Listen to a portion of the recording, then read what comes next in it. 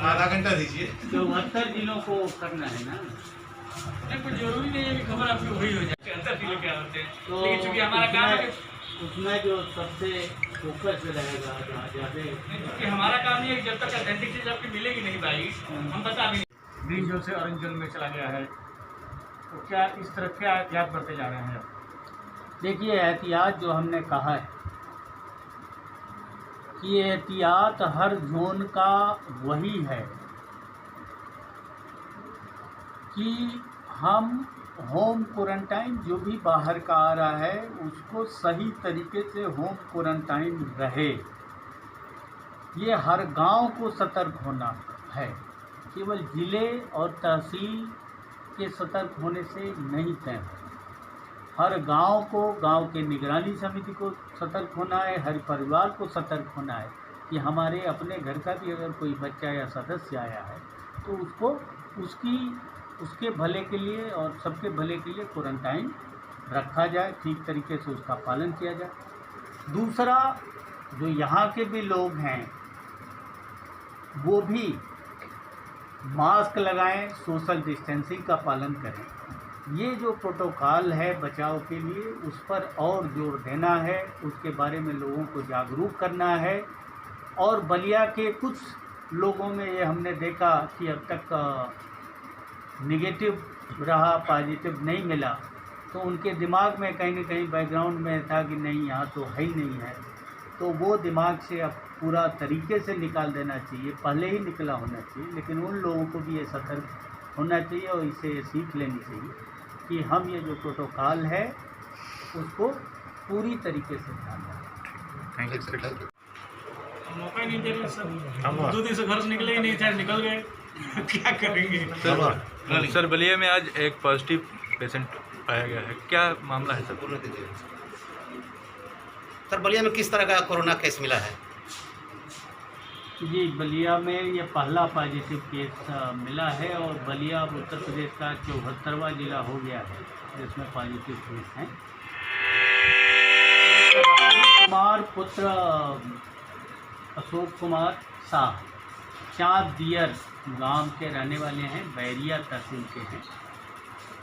ये पॉजिटिव पाए गए हैं और ये अहमदाबाद से चले थे, जौनपुर ट्रेन से आए हैं। 9455 नंबर है ट्रेन का, उस ट्रेन से जौनपुर आए 4 तारीख को और 5 तारीख को बाई बस आए बलिया और उनको बेलखरा रोड में एक DAV इंटर कॉलेज है उसमें क्वारंटाइन फैसिलिटी पर भेजा गया और वहाँ रुके हुए सभी लोगों को कुछ दिन रोका गया था और रैंडम बेसिस पर 10 लोगों का टेस्ट लिया गया था और उन 10 लोगों में 9 लोगों का नेगेटिव रिजल्ट आया है, 1 का पॉजिटिव आया है और वो 7 तारीख का रिजल्ट आज 11 तारीख को सवेरे प्राप्त हुआ। इस क्रम में राहुल हैं, इनकी उम्र है 16 साल की और ये भी आपको बताना चाहूँगा कि इनको कोई भी सिम्टम कोरोना का जो होता है वो नहीं है और इसलिए और हम सभी को सोचने की ज़रूरत है कि केवल सिम्टम जो अब तक दिखता था वो सिम्टम ही ज़रूरी नहीं है खतरे के लिए। कोई भी व्यक्ति जो बाहर से आया है उसको जो होम क्वारंटाइन 21 दिन बाहर रहने के बाद जो ये निर्देश दिए जा रहे हैं वो कितना ज़रूरी है। सिम्टम रहेगा ही नहीं और वो पॉजिटिव रहेगा और ये सैकड़ों और हज़ारों की संख्या में लोग आ रहे हैं, तो ये हम सबको सतर्क रहना है इस बारे में। चाहे घर वाले भले हों, घर का बेटा होगा, पति होगा, बाप चाचा होगा, तो उस बहाव में न रहें, उसको घर में ही क्वारंटाइन रखें और क्वारंटाइन रखने का जो एक प्रोटोकॉल है वो मेंटेन करें, घर वाले मेंटेन करें और गांव वाले मेंटेन करें। इसीलिए ग्रामवार, मोहल्लावार निगरानी समितियां बनाई गई हैं, ग्राम प्रधान की अध्यक्षता में, ग्रामों में सभासदों की अध्यक्षता में, वार्ड्स में ये बनाए गए हैं। मोहल्ला समितियों को हम लोग सक्रिय करा रहे हैं। प्रत्येक बीडीओ, प्रत्येक ईओ प्रतिदिन जाकर के ग्राम निगरानी, वार्ड निगरानी समितियों का देख रेख कर रहा है। इस क्रम में अब राहुल को हम लोग जो कोरोना केयर यूनिट है वहाँ ट्रांसफ़र कर रहे हैं।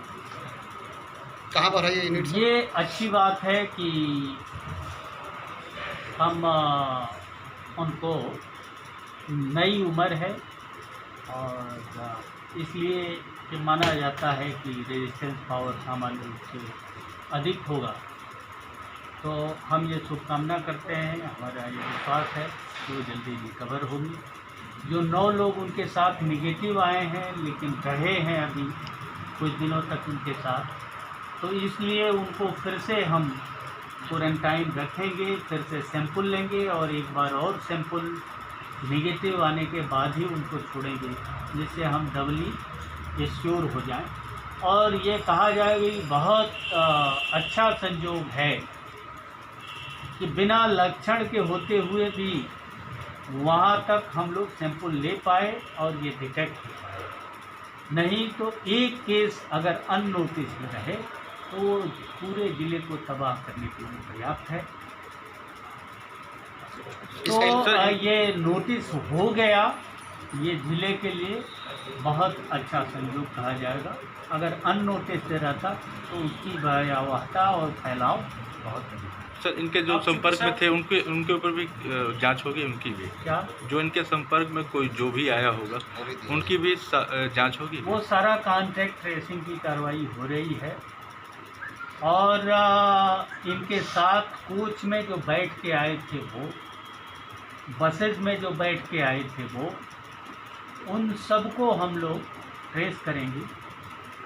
जौनपुर में चूँकि ट्रेन निकली है तो जौनपुर में किस कोच नंबर में वो आए, उस कोच में कौन कौन बैठ के आया था, इस सारी की सूचना हम लोग डीएम जौनपुर को देंगे या डीएम जौनपुर से अनुरोध करेंगे कि वो अपने यहाँ ये ट्रेस कराएं कि उस कोच में कौन कौन लोग कहाँ कहाँ किस ज़िले के आए थे, कितने जौनपुर के थे, कितने गैर जनपदों को थे, उनको सूचना दी। कहाँ इसको इनका ट्रीटमेंट किया जा रहा है सर? इनका ट्रीटमेंट ये बसंतपुर में हम लोगों का L1 फैसिलिटी है, वहाँ भेजा जाएगा। शासन से भी बात हो रही है, स्वास्थ्य मंत्रालय से। शायद उनका निर्देश ये है कि नए जोन न क्रिएट किए जाएं और जहाँ ऑलरेडी पहले से हैं L2 फैसिलिटी आजमगढ़, वहाँ पर ये अभी हम उसमें हैं और जहाँ भी ये व्यवस्था होगी या तो जनपद में रखा जाएगा या मंडलीय चिकित्सालय में तो फिलहाल बसंतपुर में रखा गया है। फिलहाल बसंतपुर में रखा गया है, अभी रखा नहीं गया है, अभी तो भेजा गया है। भेजा गया। ठीक, थैंक यू सर।